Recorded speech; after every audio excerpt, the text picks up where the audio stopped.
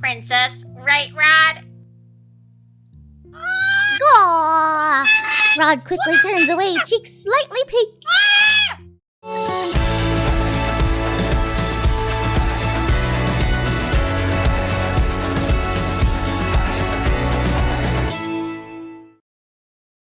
It has been days since Parfait and Delora revealed my mother's true identity, and the inevitable responsibility I am to have on my shoulders once I turn 18. I've been trying to ask the king about Mother, but he is even busier these days than he was before, and it's impossible to find a single moment in the day to speak with him. The fact that I'm a maid makes it even harder to garner his attention. When I'm not on break, I continue to do my duty serving Emmeline. Right now I'm accompanying her as she practices her walk and posture. Ophelia's been helping her, pointing out any mistakes she finds. I know how hard this is, dear. I had to go through this training as well before I married the king. Emmeline allows her shoulders to slouch as she lets out an exasperated sigh. I've always hated these lessons. I thought my posture was fine. This is supposed to refine it, yet all these lessons I've been doing is hurting my back. Oh, Emmeline, you'll get the hang of this. You just need to keep practicing. But, Mother, I've had the same lesson before. Why must I do it again? Because you slouch when you walk, and that is unbecoming of a princess. Emmeline scowls at her mother, and Ophelia's frown falls away as she bursts into laughter. Mother! You're not helping! The atmosphere in the room is far from heavy as Emmeline and her mother continue to conduct their lessons. It's almost the exact opposite of the lessons I had with Mother. Mother always got angry when I made even the smallest mistakes. Oh, I know this is hard, but as the crown princess, all eyes will be on you during the ball. People there will judge any small mistake you make, which is why you need to be in top form on that night. I know. Ophelia claps her hands. All right, now to start again. Emmeline groans, "Ah!" before heading to the far wall and straightening her back. She takes a deep breath, puts a book on her head, and begins to walk again. The book falls from her head on her third step. She sighs, moves back, and starts the process again. Neither of us break Emmeline's concentration by speaking. We stand idly by and watch as she tries, time and time again. I'm surprised when Ophelia leans towards me and begins to whisper. Elion, I'd been meaning to say this before, but I am grateful to you that you are friends with my daughter. I look at Ophelia's smiling face with surprise. I never agreed to be her friend. You are not against the princess making friends with her servants? Why would I be? I actually wish more of the staff here wouldn't be so uptight, since I would love for Emmeline to be on good terms with the people who serve her. Besides, social status is never an obstacle to friendship. Ophelia shifts her gaze back to Emmeline, who is now picking up the book that has once again fallen from her head. No matter your occupation or status, a friend is always a friend. You've given Emmeline the courage she needs to face the many challenges she has ahead of her. In a way, you're like family, since you're always around us. Like family? Come what may, both family and friends are there for you and will accept you for who you are. Even before I was cursed, Emmeline was always trying to be my friend. That means she knew all along who my mother was, and still wanted to be my friend. Ah! Oh my God, Emmeline! You pure soul! The thought makes me remember what Parfait told me about Mother wanting to kill Ophelia if the king did not marry her. Oh my God! I turn to Ophelia, curious. Your Majesty, may I ask what you know about the late Queen's rule? Ophelia looks at me quizzically, so I quickly add a thoughtless lie. I was not in Angel and have only heard stories. I just thought it was so hard to believe, what with how peaceful things are in the palace right now. The kingdom was a dark place back then. People lived in fear under her rule. The king had no real power over Angel. The witches had free reign over the kingdom. They cast the fairy tale curse incessantly and on whim. We barely left our houses in fear of becoming cursed. Mother's reign was that terrible. The king still blames himself for the darkness that befell Angel during that time. This is why he works day in and out to stabilize the country, and to put smiles on everyone's faces. I remember long ago how he told me one of the reasons he would always continue to work hard for this kingdom was because he wanted to make a brighter tomorrow for his child. Oh, his children! Oh God, for us! For us! Oh God! You couldn't do that while, actually talking to me? You would think! You would fucking think! I'm, Why does partially touched and partially angry. communicate? Communicate! Ophelia looks confused for a few moments and then brushes off the awkwardness with a small chuckle. He helps the family in his own way. Is it possible that he said that with me in mind? And Ophelia's slip-up? But then, maybe he was always referring to Emmeline and Rod. The kingdom's come a long way since then, hasn't it? There's still witches here and there, but most of them don't bother the others. I pray that the peace we are experiencing right now will last. I see. Thank you for telling me. It is a bit of a dreary topic, but I'm happy to have helped. If you need anything else, please don't hesitate to call on me. I know it may not be traditional protocol for a queen, but then I do not consider myself a typical queen. I try my best to listen to everyone here regardless of what their title or name might be. I can only nod at her in response. Princess or maid, the way Ophelia has treated me has never changed. She's always treated me with kindness regardless of who I am. I never saw it before because I was always so distant from everyone. But now I see that Ophelia treats everyone here with kindness regardless of social status. I was always frustrated by the servants when they compared Ophelia to Mother, saying she was superior. But now, I think I understand why they would make such comparisons. Emmeline dismisses me after my lessons, and I begin to head immediately back to my room. I've just turned a corner when I notice Sir Alcaster standing before me, scowling. Watch where you're going, child. I quickly avert my gaze, not wanting a confrontation. He always looks at me so strangely, almost like he can see into my mind, or is trying to. My apologies, Sir Alcaster. Sir Alcaster nods his head at me stiffly before walking off. You are pardoned, princess. Oh, no! Dun, dun, dun! I turn to stare after him, but he's already turned the corner. My blood becomes cold. Was that just a slip of the tongue? How else could he know that I'm the princess? Is it possible he is cursed? No, somehow that does not seem right. But if he does not have the fairy tale curse, could he be the witch that Delora warned me about? What do you think, Elion? There is... Character design, Elion! Character design! Look at Sir Mithros! What reason would he have for unveiling his identity then? Unless he just wants to intimidate me further. It occurs to me that Fritz still remembers who I am. Did he tell his father about me? Now I'm even more confused about whom I should trust. Elion? I jump when I hear Rod call me.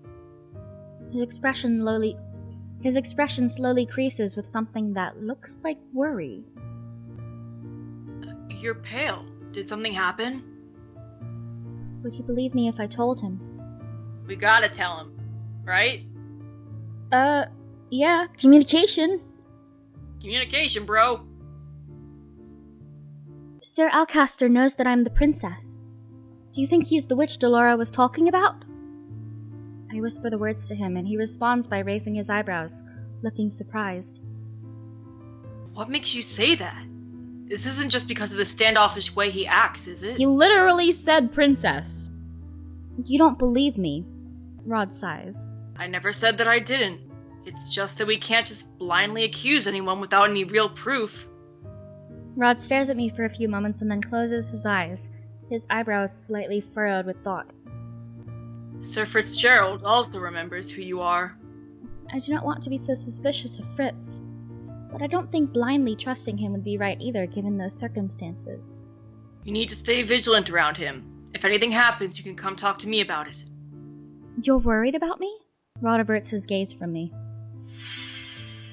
Of course I am. Well, you're actually being honest. What? Rod glares at Sebby before pinching his cheek. Anyway, I must leave now. I have a dance to practice for. Dance?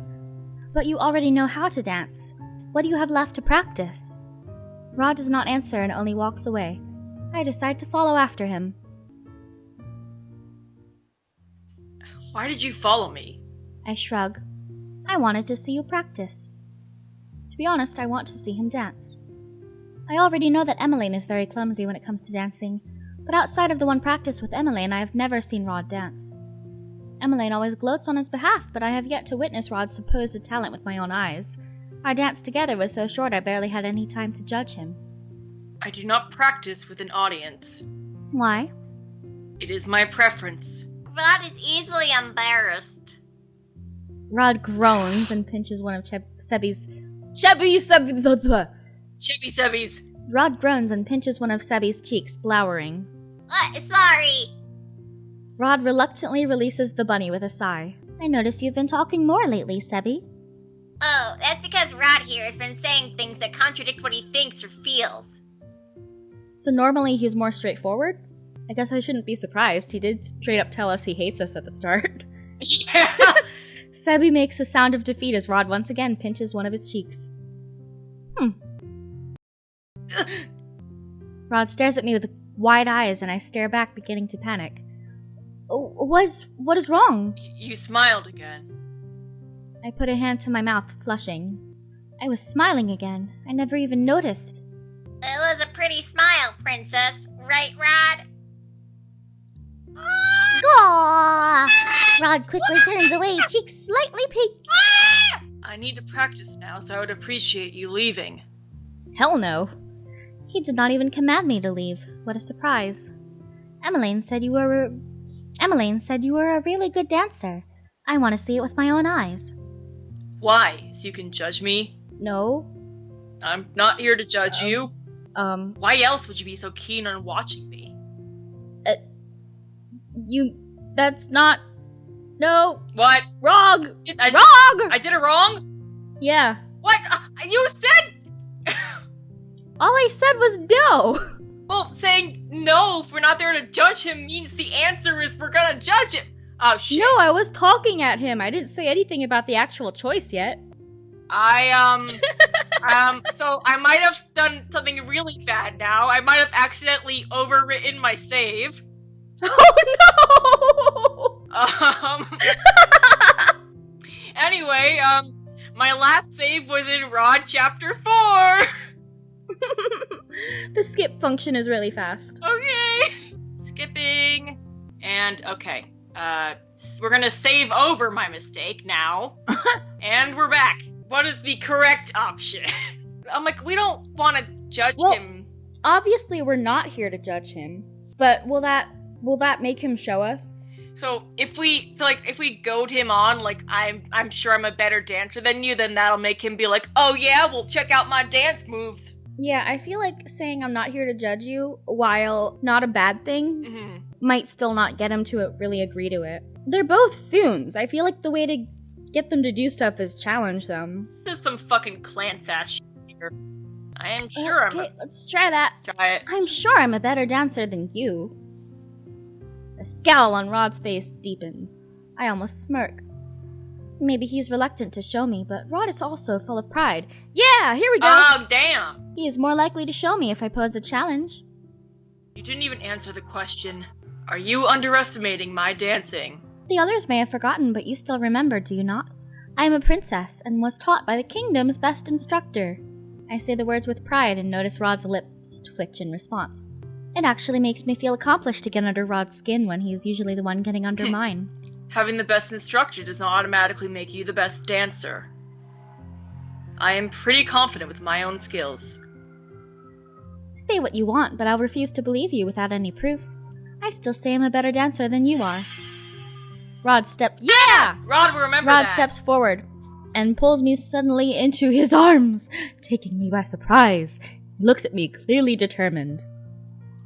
Fine then, you'll have your proof. I'll make you swallow those words with this dance. We shall see.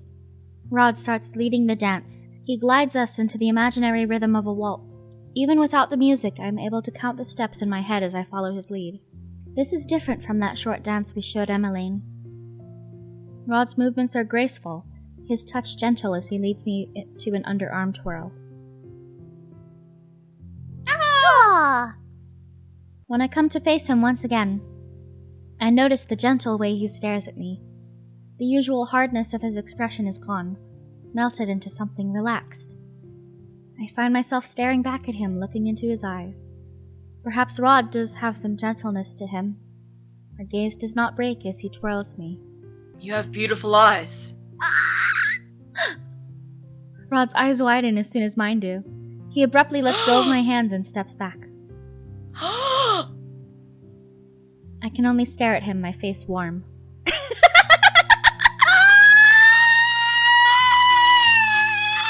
It wasn't me this time. That was more than just a thought, I swear. Rod says nothing, though his cheeks continue to darken with embarrassment. Oh my! Oh no! Oh no! Rod and I turn to look at Emmeline, who's hovering by the door. Oh, excuse me. We got caught by the big sister. Oh no! Rod quickly walks through the doorway and out into the hallway, leaving Emmeline and I alone in the room. What just happened? That was a wonderful dance, Alyon. You were watching. I only saw the last few minutes, but, the two of you really did look like a couple. It was sweet. A couple?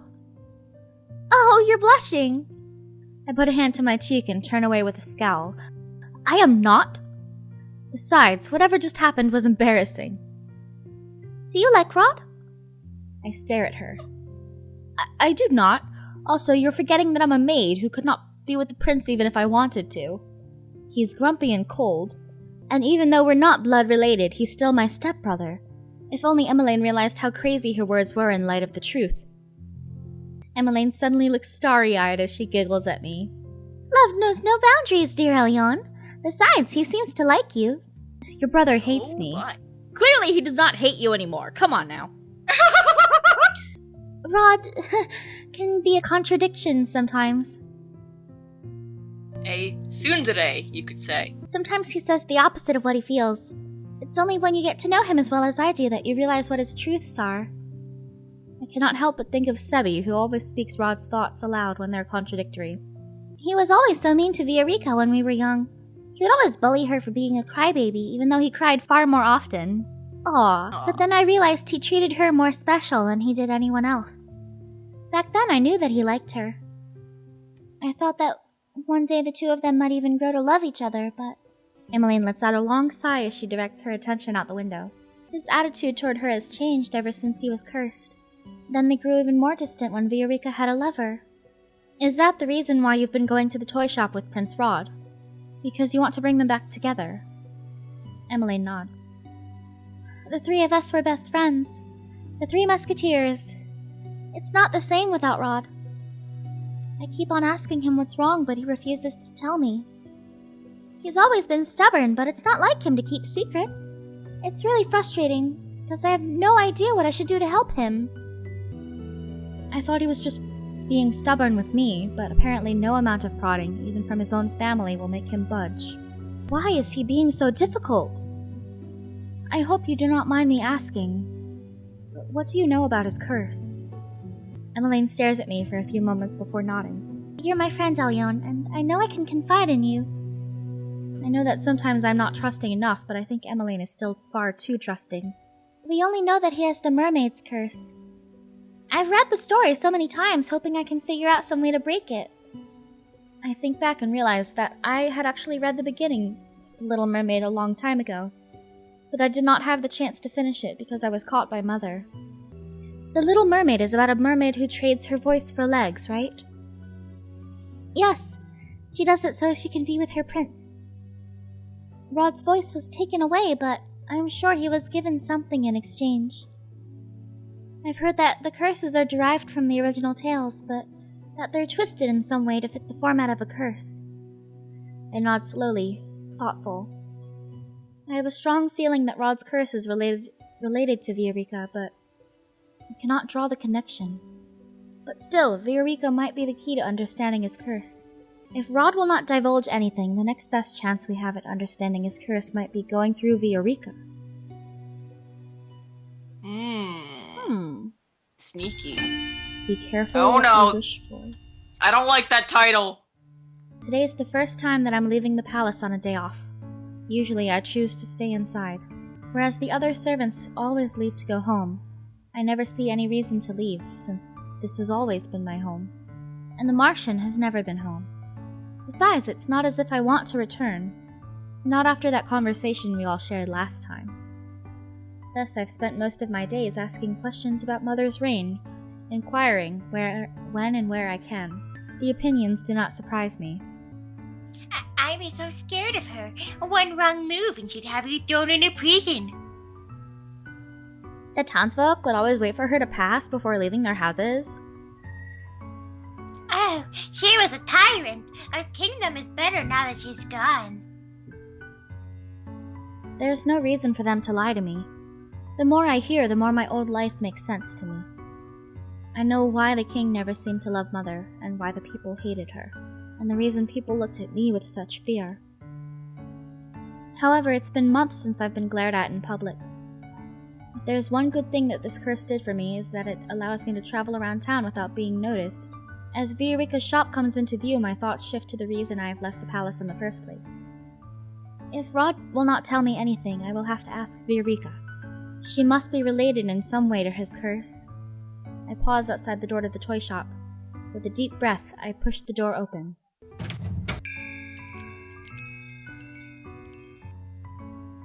Ah, welcome. The moment she sees me, her expression becomes confused. You were the princess's maid. Elion, wasn't it? I nod at her. You've never come in here alone before. What can I help you with? I wanted to ask you something. It's about Prince Rod. Prince Rod? Did something happen to him? Is he okay? He's fine. She sighs with relief. Oh, then what is it you would like to ask? I just wanted to know if you knew anything about Prince Rod's sudden muteness. Viorica stares at me for a few moments before she shakes her head. I only know that it happened soon after I met my fiancé, Desimond. What reason do you have for asking? Well, I try to think of a plausible explanation for this, and I immediately consider Emmeline. Viorica's Emmeline's best friend. Surely she'd be willing to help if she knew I was doing this for Emmeline. Prince Rod has been very quiet recently. Princess Emmeline has been worried sick about him, but he refuses to say anything, even to her. I've been trying to gather information that might be helpful in discerning the cause. I stare at her expectantly, hoping that my gaze holds nothing but determination. Finally, Viorica smiles. She's lucky to have a dedicated friend like you. Aw! I'm still not accustomed to the fact that Emmeline considers me a friend. Before she became the princess, I was her first confidant. We were like sisters. But now that she's living in the castle, we no longer have the luxury of spending so much time together. I worry about her constantly. Even around me, Em always tended to keep her problems to herself at first. She doesn't like to bother other people with them. It is hard not to agree.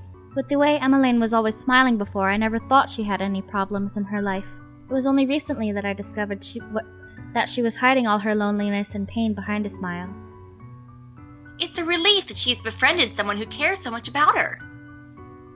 I don't know if I can be much help, but I'll tell you what I know if it will help Emmeline. To start with, I'm not exactly sure how everything changed, but it all happened so suddenly.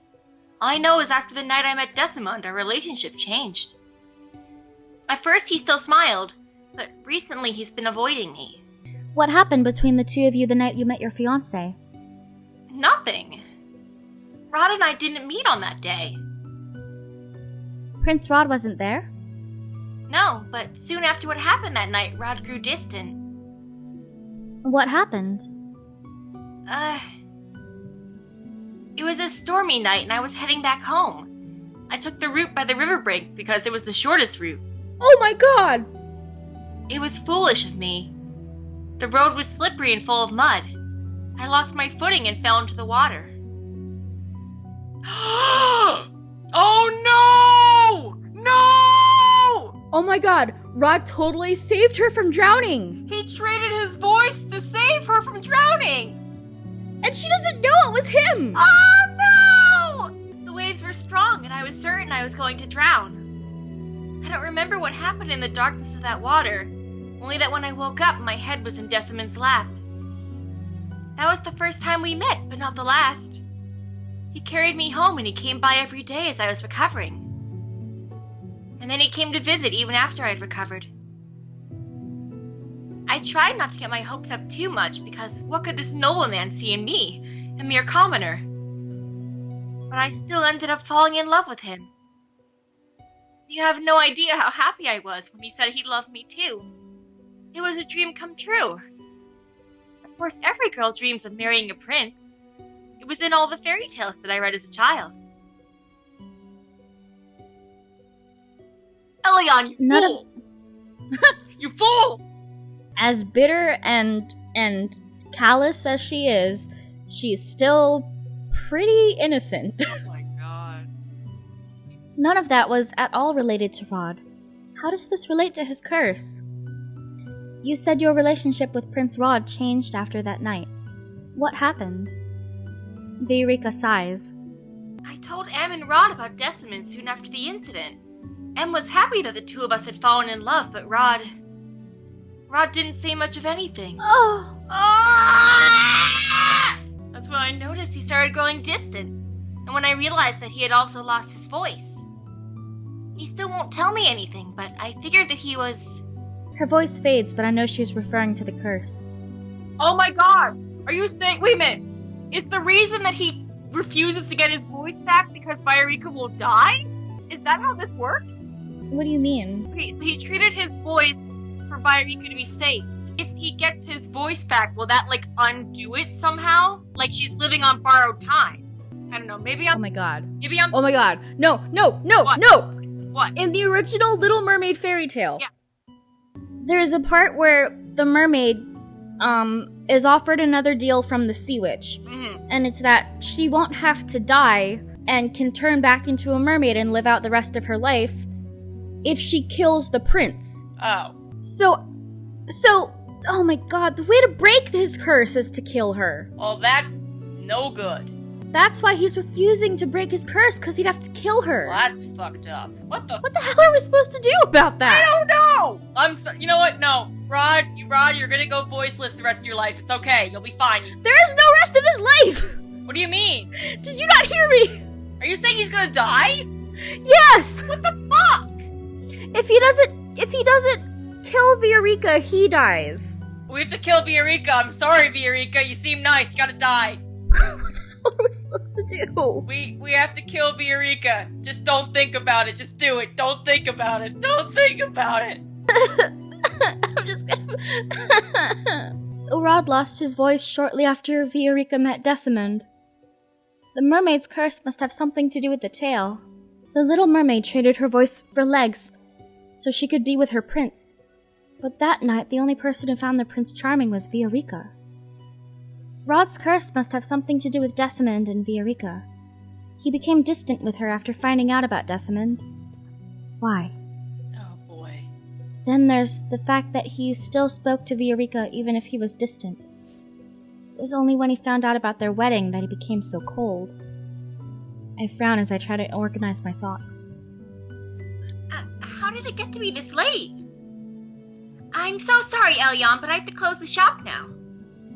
Sorry for the story. I know it has nothing to do with Rod, but it was after that incident that he began to act strangely. I don't think I was much help, but... I shake my head. You have told me what you could. Viorica walks me to the door, opening it so that we can both of us step out onto the street together. I really hope that you're able to help Emmeline and Rod. I hope so too.